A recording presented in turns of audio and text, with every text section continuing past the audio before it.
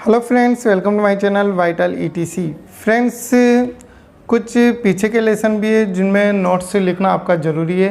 हो सके तो आप उन नोट्स लिखने के साथ साथ जो भी उसमें मोस्ट टॉपिक है लेसन, जैसे 14 की हम बात कर रहे हैं फ़िलहाल अभी, पादपों एवं जंतुओं के आर्थिक महत्व की, तो इसमें जितने मोस्ट टॉपिक है लगभग वो सभी मैंने इसमें लिखा दिया आपको।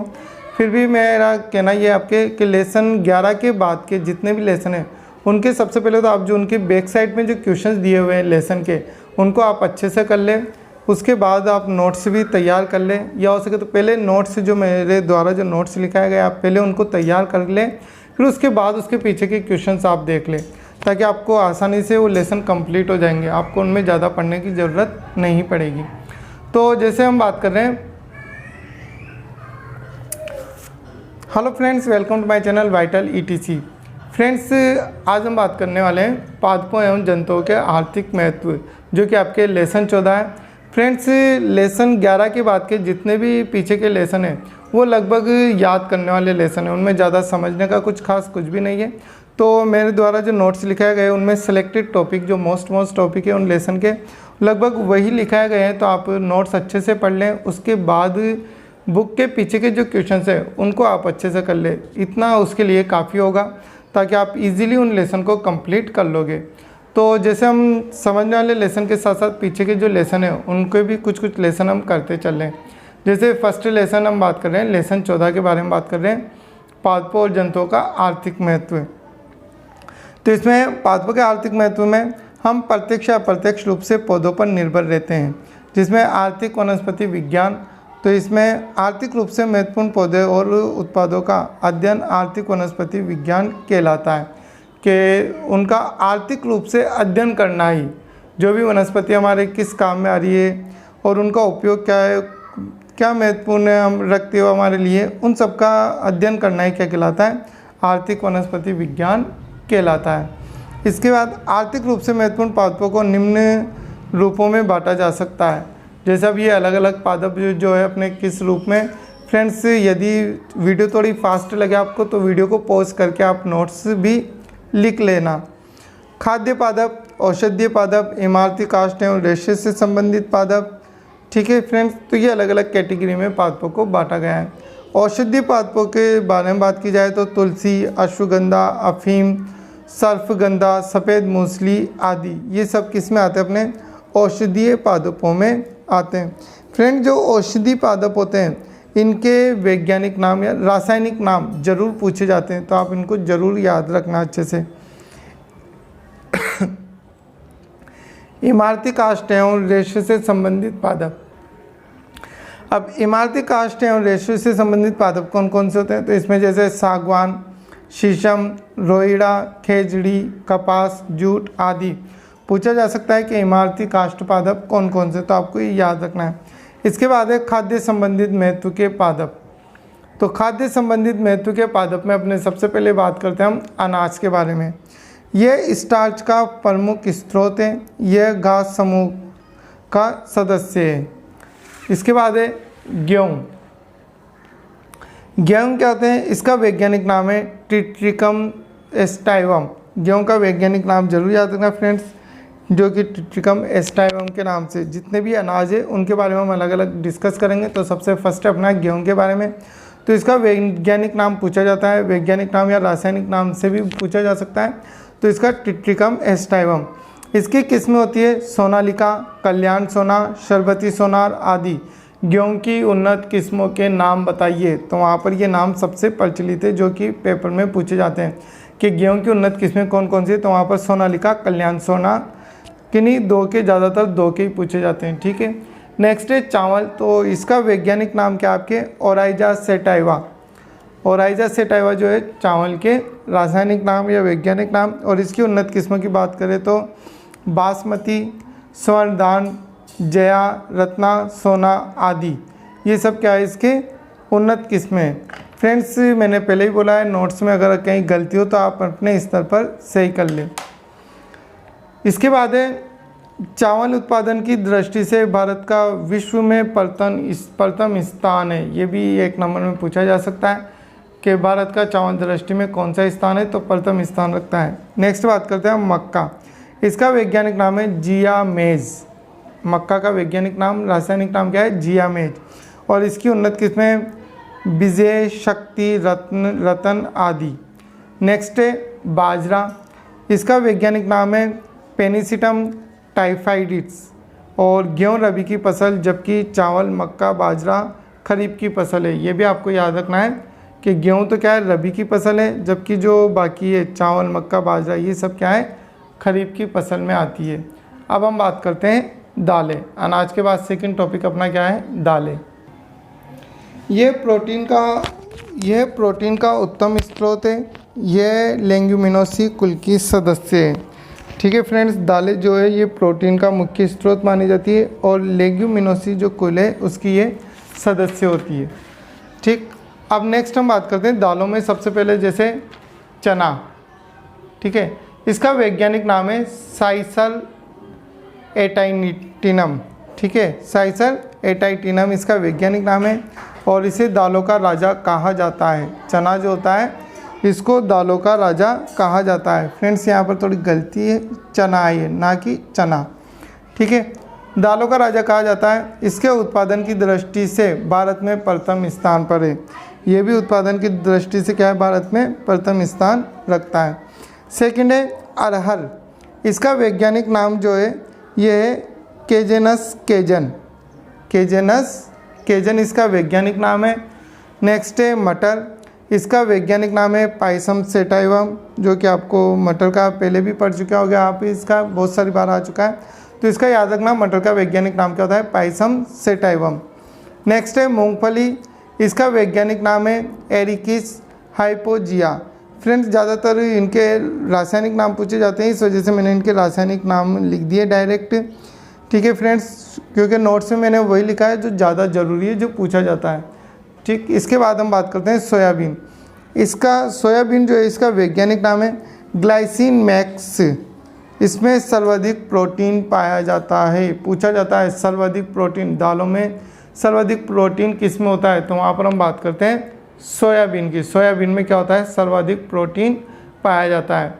अब हम बात करते हैं तेल उत्पादक पौधे कि तेल उत्पादक पौधे कौन कौन से होते हैं। तो ये जटिल कार्बनिक यौगिक होते हैं। हाइड्रोकार्बन, एस्टर, एल्कोहल, एल्डिहाइड आदि के बने होते हैं। ठीक, खाने योग्य तेल मूंगफली का तेल, तिल का तेल, नारियल का तेल, सोयाबीन का तेल, अलसी का तेल, सूरजमुखी का तेल, जो कि क्या होते हैं? खाने योग्य होते हैं। अब अखाद्य तेल, अरंडी का तेल, तारपीन का तेल आदि, ये क्या होते हैं? अखाद्य तेल होते हैं। नेक्स्ट बात करते हैं सुगंधित तेल। तो कपूर, चंदन, लौंग, खस का तेल आदि, ये सब किस में आते हैं? सुगंधित तेलों में। अब बात करते हैं मसाले। मसाले में क्या आपके? काली मिर्च, जीरा आदि। पेय पदार्थ में चाय। इसका वैज्ञानिक नाम होता है कामेलिया साइनेंसिस है। चाय का वैज्ञानिक नाम जो है कामेलिया साइनेंसिस होता है। कॉफ़ी, इसका वैज्ञानिक नाम होता है कॉफिया अरेबिका। इसके भुने हुए बीजों से प्राप्त किया जाता है। इसे क्या होता है? भुने हुए बीजों से प्राप्त किया जाता है। नेक्स्ट है सब्जियां। सब्जियों में अब क्या आता है? अपने जड़ों से प्राप्त सब्जियां, जैसे गाजर। तो ये वो सब्जियां है जो कि क्या की जाती है? जड़ों से प्राप्त की जाती है। अलग अलग है, जो स्तंभ से प्राप्त, जड़ों से प्राप्त। तो सबसे पहले हम बात करते हैं जड़ों से प्राप्त। तो इसमें सबसे पहले है गाजर। गाजर का जो वैज्ञानिक नाम या रासायनिक नाम जो होता है वो होता है डाकस केरोटा।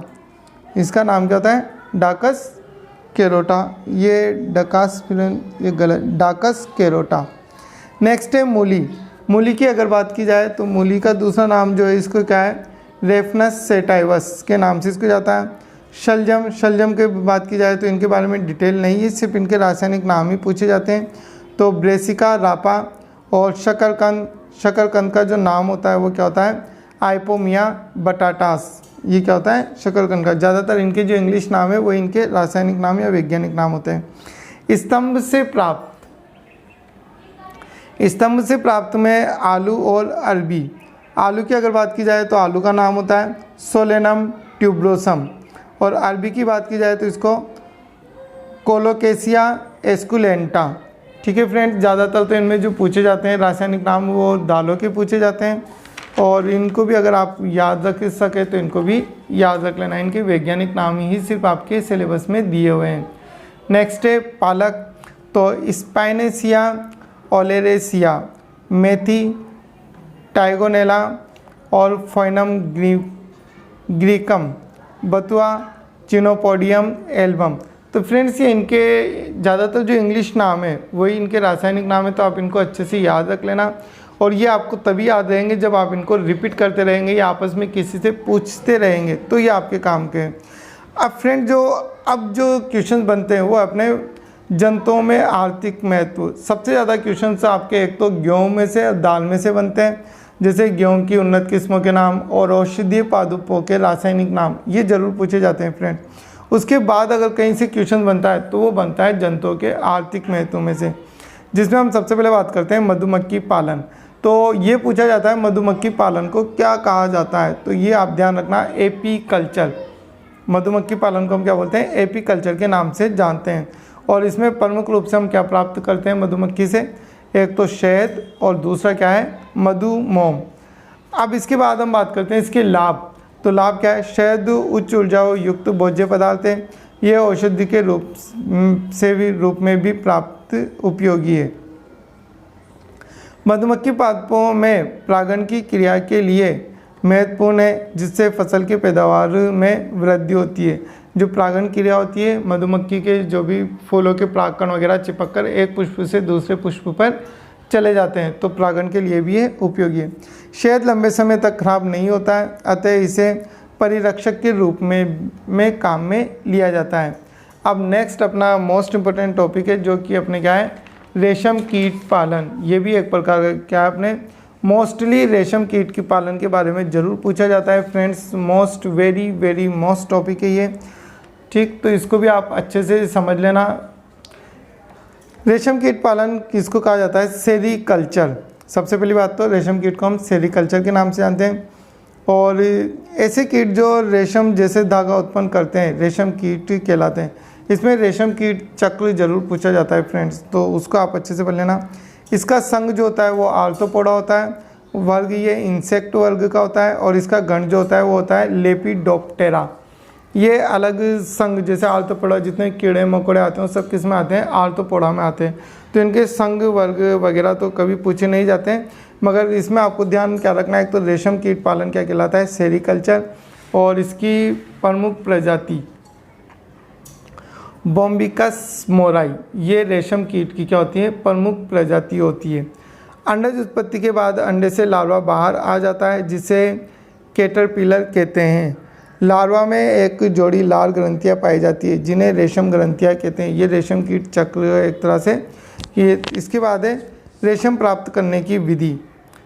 ये भी मोस्टली पूछी जाती है कि रेशम कीट प्राप्त करने की विधि क्या है। तो इसकी विधि को हम बात करें तो जब रेशम ग्रंथियां पूरी तरह